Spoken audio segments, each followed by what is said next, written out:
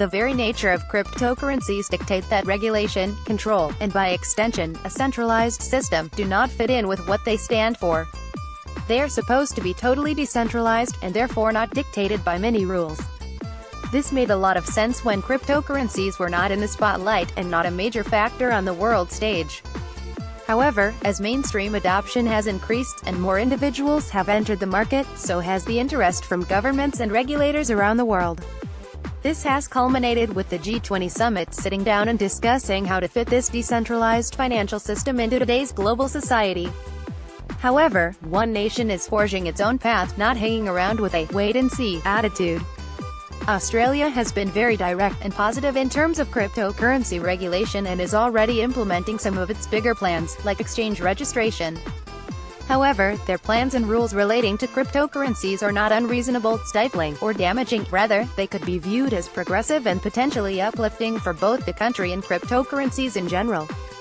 Australian markets. Australia may not be one of the biggest markets for Bitcoin, BTC, and other cryptocurrencies, but it is a growing one.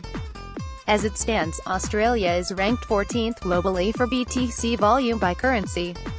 At time of publishing, the Australian dollar, AUD, saw volumes of AUD $2,810,190, or 276 BTC over a 24-hour period.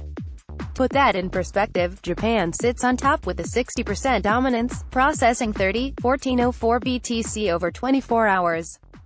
Australia's market activities pale in comparison to Japan's, but globally, they are a rather large player. Exchange regulation and licensing. On April 11, the Australian government, through the Australian Transaction Reports and Analysis Centre, AUSTRAC, announced tangible plans to implement new rules on cryptocurrency exchanges.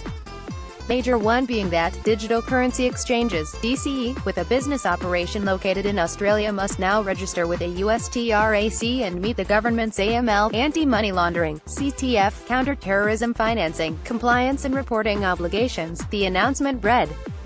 They have already licensed 3 exchanges, BTC markets, in Melbourne being the first, and Sydney-based Independent Reserve being another, underpinned by the Australian Digital Commerce Association, ADCA. AUSTRAC have set a deadline of May 14 for the rest of those within the country to comply. Blockbid, another Melbourne-based exchange, became the third of these exchanges to gain an AUSTRAC license, but this comes before Blockbid's upcoming beta launch, furthering the company's plans to hold a full-scale launch of Blockbid in 2019. As is often the case with governmental regulations of cryptocurrencies, the main aim is to stop money laundering and terrorism financing through cryptocurrencies because of their anonymous and global nature. However, the report states that regulation will also help strengthen public and consumer confidence in the sector. AUSTRAC CEO Nicole Rose commented, "That truly is the crux of Australia's attempts to regulate cryptocurrency in the country. The country is trying to protect citizens and financial sector, but at the same time, trying to grow and incorporate the technology. Exchanges leading the way. This latest move by Australia to license exchanges indicates that the government is trying to get involved and in control of cryptocurrencies in their country. These licenses may be tangible evidence of cryptocurrency regulation, but Australia has built up a positive outlook on digital currencies." Real Money. Australia followed Japan in declaring Bitcoin, and other cryptocurrencies, as legal tender. Japan's move in declaring Bitcoin as legal tender came in March 2016, while Australia followed that precedent on July 1, 2017. Taxation. Australian regulators' opinions on cryptocurrencies have also grown and expanded as the interest in digital currencies has taken off. On September 20, 2017, it was announced that Australia would be taking away their initial law on double taxation for the digital currency.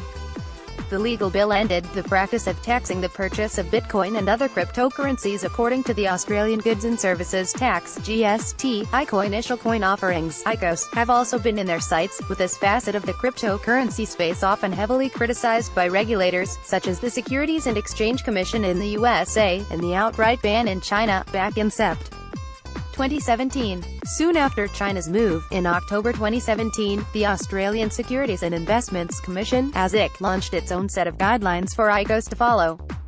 The guidelines state that the legal treatment for the usage of ICOs depend on the natural structure of the tokens, be they security or utility-based, that is to say token sales are categorized under general Australian consumer law given that the ICO-structured company is not offering financial products, as this will be regulated under the country's Corporations Act.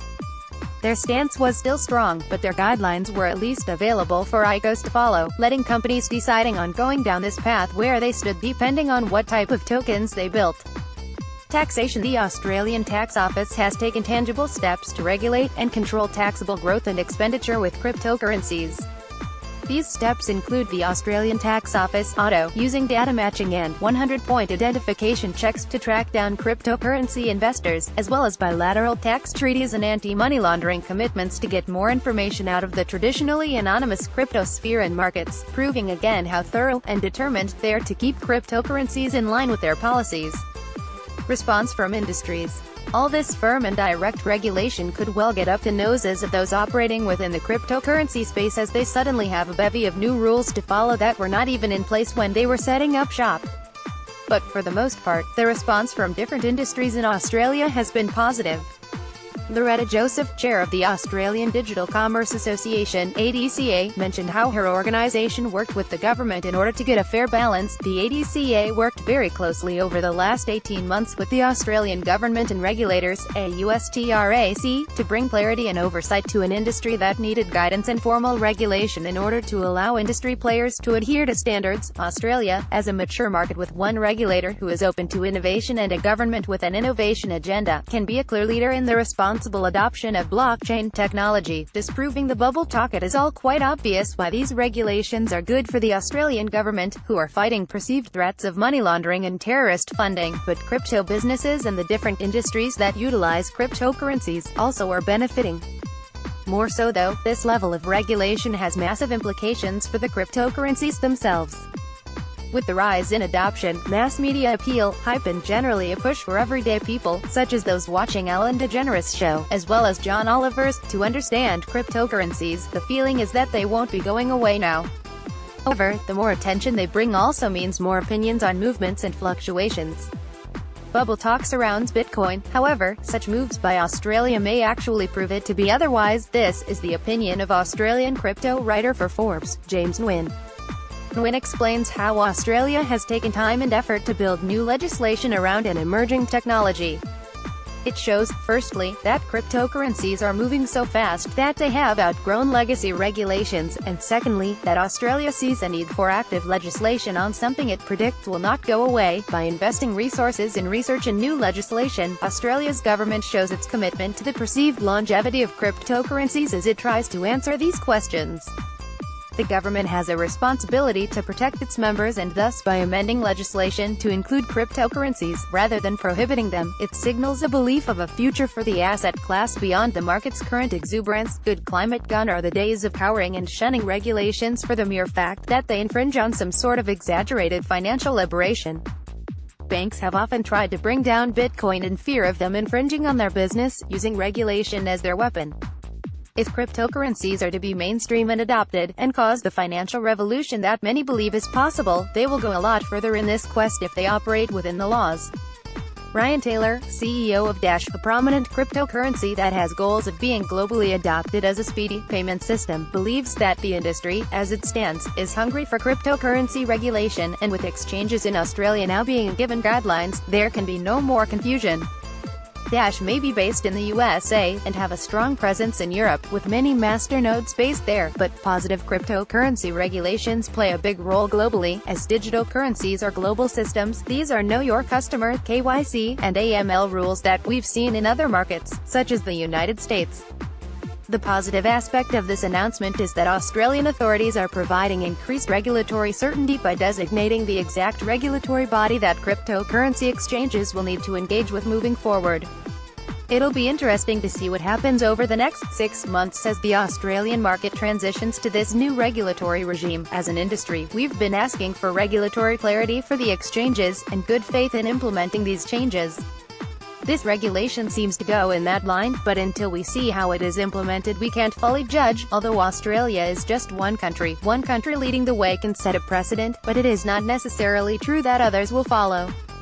The G20 proved that when they said that they need to come to a general agreement on regulations, but Brazil indicated straight away that they will most likely not follow the G20 recommendations when they are announced in July this year. Arnold Spencer, PointSource general counsel and former attorney for the U.S. Department of Justice, also sees it as a positive move emanating from one country, but is not convinced that this is the be-all and end-all. Australia's new regulations reflect broader trends. Countries across the globe are increasingly monitoring businesses and their customers that buy and sell digital currencies to address money laundering concerns. Regulations like these will lead to widespread adoption. Unfortunately, it's all reactive. All these new efforts to adopt digital currency regulations are piecemeal. One country passes regulations for exchanges. Another country adopts policies for ICOs. A third country passes new tax policies. But no one seems to have a comprehensive, forward-thinking digital currency strategy. Australia has decided that there is a lot of potential in cryptocurrency. By encompassing blockchain, as well as financial upgrades with digital tokens, they are setting themselves up almost as a first-to-market. If the Australians can get their regulations into force earlier, they can grow a system that works for them and one that will be ahead of all others who are still undecided.